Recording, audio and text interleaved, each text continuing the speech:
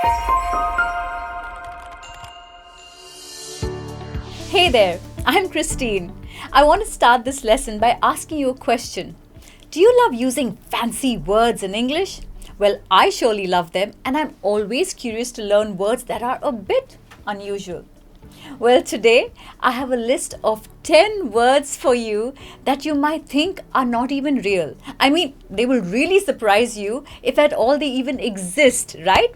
But in the English language, they do, and now they are quite funny sounding words and they're quite wacky and unusual too. And I'm sure you're going to enjoy learning them today.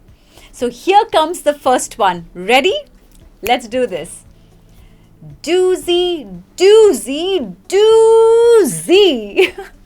Well, you might relate it to dozing off, meaning going off to sleep. Well, let me tell you, it does not mean that at all. It means that something is not normal. It's strange and abnormal. Okay? So, example, as soon as I entered the room, I felt something was doozy. Okay, so I felt something was abnormal. That's what it means here. Or it means something strange or unusual about that room was there. So got it? Doozy. Why don't you try making a sentence with doozy and put it in the comments below? I'd love to read it and let everybody learn from your sentences too.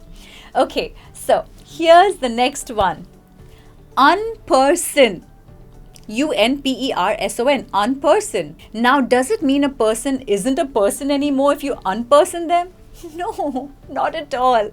It means someone has been erased because of their misbehavior. So, you can check them off your friends list, literally, if you unperson someone. Okay? So, I'll make you understand it better with an example. Are you serious to add Ryan to the guest list? I have unpersoned him for ages. That means he doesn't exist in my list forever. Okay, or I have unpersoned Ria from my contact list already. So she doesn't exist for me. Okay, so use it wisely. Next up is Yitten. That's spelled Yitten. Okay, it sounds similar to the past participle of eat, that's eaten. Now, it sounds similar, I know, but it does not mean anything close to it. Okay, so what it actually means is someone is frightened. For example, what did you tell Rose? She's all Yitten. Or, I'm totally Yitten to go to the bathroom after watching that horror movie. Okay, I am usually Yitten after I watch a horror movie. Here's the next one. Piffle. Piffle. Piffle. Okay, I know. It sounds like some dog breed developed in a Chinese laboratory, right? But it's not. Okay, let me tell you, if you have friends who speak nonsense all the time, well, you can call them a piffle. For example, my friend Samantha is nothing but a piffle. She has a story to everything on this earth. Or, stop being a piffle and tell me exactly what to do. Stop beating around the bush. Stop talking nonsense. So stop being a piffle and tell me exactly what to do. Next one is Snickersnee. Now, can you guess what that means? I'd like to see what you have to say in the comments. Now, if you're thinking it has something to do with maybe laughter or humor, let me tell you, you're absolutely wrong, my friend. It's a word used for, ready? A long and dangerous knife. And it looks something like this. Okay, for example, I'll use two words we've learnt. Okay, let's do this. I'm Yitten. Why do you have a Snickersnee in your hand? Got it? Yitten and Snickersnee. Or, are you going to chop onions with that Snickersnee? Are you crazy? So imagine if somebody had a big knife and they're trying to chop onions. I'd be afraid they chop their finger too. So be careful. Okay, the next one is pretty cool. It's called a Phablet. I'm sure you can guess this one. Okay, most of you use it every day. It's a gadget and probably you are watching this video on a phablet. Did you guess it? No? Okay, it's actually a gadget that is a smartphone and a tablet combined, and it's called a phablet. Alright, now in fact these days smartphones are more of a phablet because they have become quite large in size and all these fancy features that they have on them. For instance, you can say, Why don't you consider buying a phablet? It's portable and a better replacement for a phone and a laptop put together. Our next word is wamble. It's wamble, okay, not wamble. It's got the aw sound in it. So say it with me. Wamble. Well done. So basically, it is a synonym or a replacement for feeling nauseous. Okay, that feeling of giddiness is called wamble. Okay, it also means to move in a rolling motion as if you're drunk. You know how you can't stand in one place? It's just like that. For example, I ordered shrimp at the restaurant and felt wambled at the end of the day. You know how it is. Sometimes you're allergic to certain types of food, right? So, are you allergic to any kind of food items?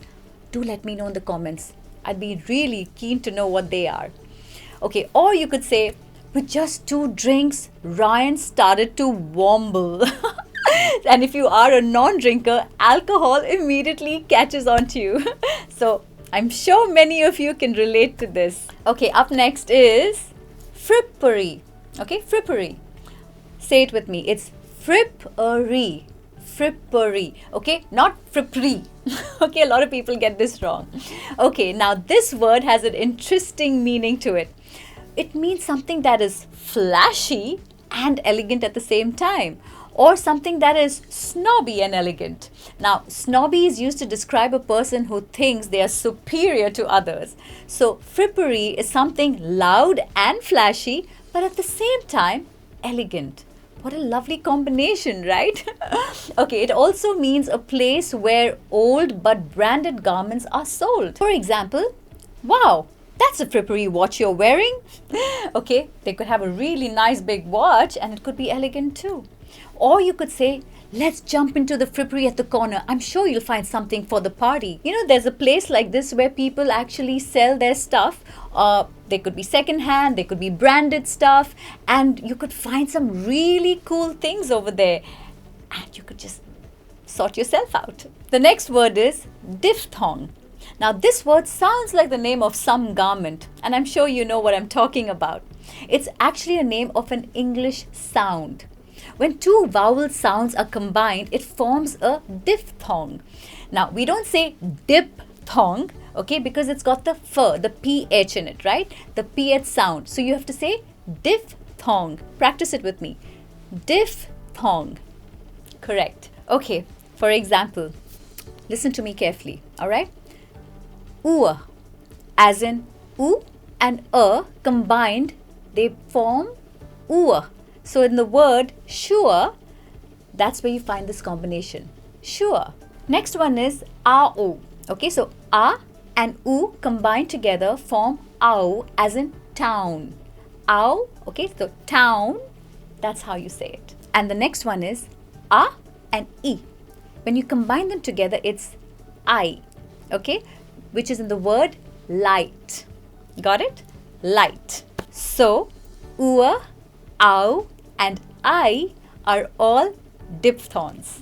Now, the next word is a very cute word. It's called Popple. So, when you throw a stone in water, what happens? The water ripples, right? And it generates tiny waves. That's a popple. Or, water in the sea or lake, is it stable? No, it's not. It's a bit wavy, right? Now, that's also a popple. I can sit on the shore for hours listening to the poppling waves. How soothing is that? Really, I really love doing that. Or you can say the new startup has disrupted the industry and made huge popples. So it's also used in a different terminology in this case. That's all for today. Now, those were some really unusual, wacky English words that sound unreal, but they do exist in the English language. I hope you will not be Yitten using them, as they are a bit doozy. Note them down on your phablet so you can sound a bit frippery when you speak English. I'm sure you will pronounce your diphthongs well and not make your listeners wamble. Keep learning, keep practicing English, and make some popples with your English. Bye for now.